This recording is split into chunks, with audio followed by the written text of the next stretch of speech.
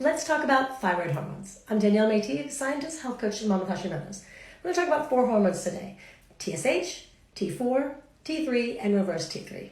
So first, TSH, or thyroid stimulating hormone, is made by the pituitary gland, the back of your head here, and then influences your thyroid. Your hypothalamus talks to your pituitary then makes TSH to make your thyroid make more hormone. That's probably the one you're familiar with. That's the one that most doctors will test. Problem is they only test that, and it's not even a thyroid hormone. If you're going to know about liver function, you test liver enzymes, but don't you think we should test thyroid hormones?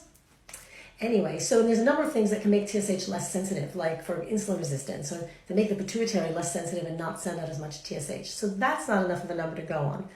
But it's a good place to start, and most functional doctors would like to see your TSH below 2 or 1.5. That's where most people feel best, not 4 or 10. Okay, so what's the next? T4. T4 is the primary hormone made by the thyroid. It's called T4 because it has 4 iodines. It's also called thyroxine. That's relevant because most of us who are on thyroid hormone are on something called levothyroxine, which is a synthetic form of this T4 hormone. What's important to know about that is that T4 is a storage form, a prohormone. It is not an active hormone.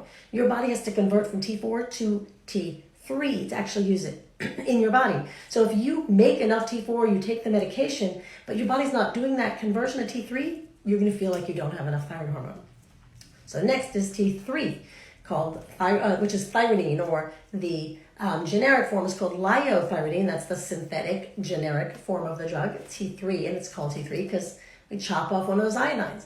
But it has to be the appropriate iodine. It has to be the right one of the 4 to get active T3. T3 is actually the hormone that works inside the cells of your body, literally inside the cells. So measuring it just in the bloodstream doesn't give us an accurate picture. We can't measure it in the cells, so we have to go on symptoms. That's true actually for all of your thyroid hormones. Then there's reverse T3. Now, reverse T3 is not an active hormone. It's actually how your body deactivates T4. So maybe you have too much T4 because you're taking too much medication, or your body wants to slow down metabolism in one part of your body. Say there's an injury, or it wants to upregulate in one part, but not everywhere else. It will then convert T4 to T3, to reverse T3. That can also happen when you're under conditions of extreme stress, like low T3 syndrome, which is when you have reverse T3, is often seen after surgery or major illness in the hospital. But that's not the only situation you'll see it. It can also just be when there's chronic stress, period. I see this all the time in my clients. And what's one of the things that is incredibly stressful in the body if you have hypothyroidism?